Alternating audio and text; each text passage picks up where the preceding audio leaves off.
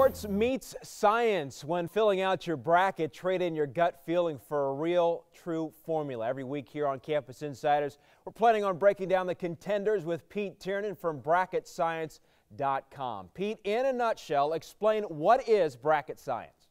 Well, bracket science is a little bit different than bracketology. I'm sure everybody has seen Joe Lunardi on ESPN talking about who's going to make it into the tournament and where they're going to be seated. But I would guess that most people, when it comes down to Selection Sunday, don't really care about that.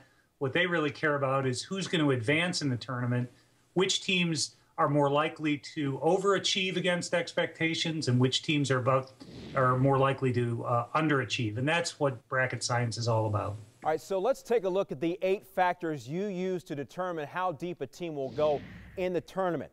Earned a 1, 2, or 3 seed, came from a power conference, either went to the previous year's tourney or had an All-American, are led by a coach with more than 5 tourney trips and at least 1 Elite 8 run, average more than 73 points per game, allow fewer than 73 points per game, held an average scoring margin of at least 7 points per game, and played a schedule among the 75 strongest teams in the country. All right, now, Pete, you've been busy crunching all the numbers in your formula. What does the field of title hopefuls look like right now?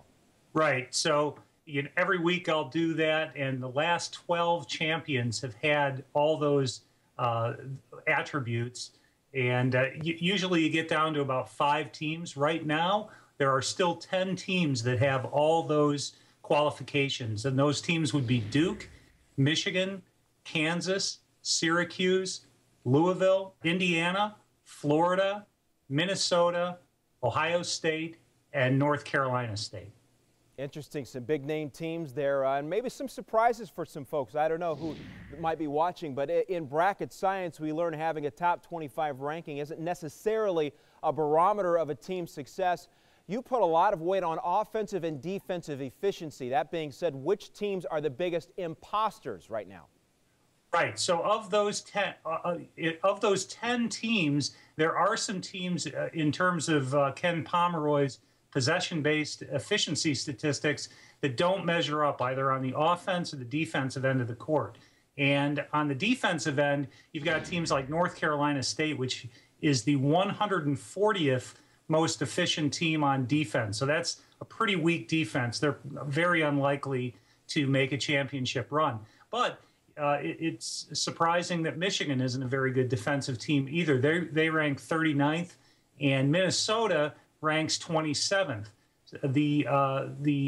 All the champions of the last 9 years have at least been in the top 25 on defense. In terms of offense, all the champions have been in the top 17. And one of the teams that I mentioned that is not in the top 17 right now is Ohio State. So if you took away those 4 teams, you'd really be down to just 6 teams that have all the original stats to be champ and meet Ken Pomeroy's efficiency-based statistics.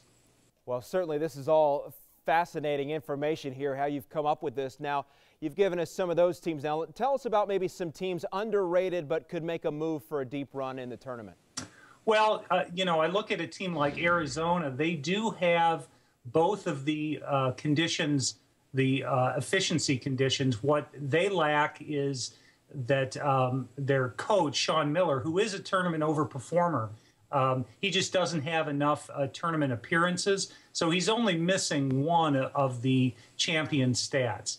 You might look at some other teams like Michigan State. Tom Izzo is always good in the tournament. He's one of the top coaches who performs above seed expectations.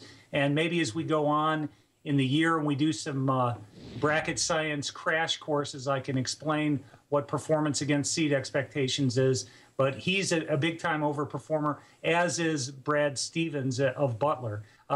Butler has a few things going against it, though, this year, and I would, as tempting as it might be to project them as a Cinderella again, I would be a little leery this year. All right, Pete, it's been a great introduction to your bracket science. The classes will continue. Thanks very much for joining us. And as we mentioned, we look forward to more bracket science coming up next week. Also, don't forget on Campus Insiders right now, Jerry Palm breaks down where the top college teams have the greatest need for improvement. That's only on CampusInsiders.com.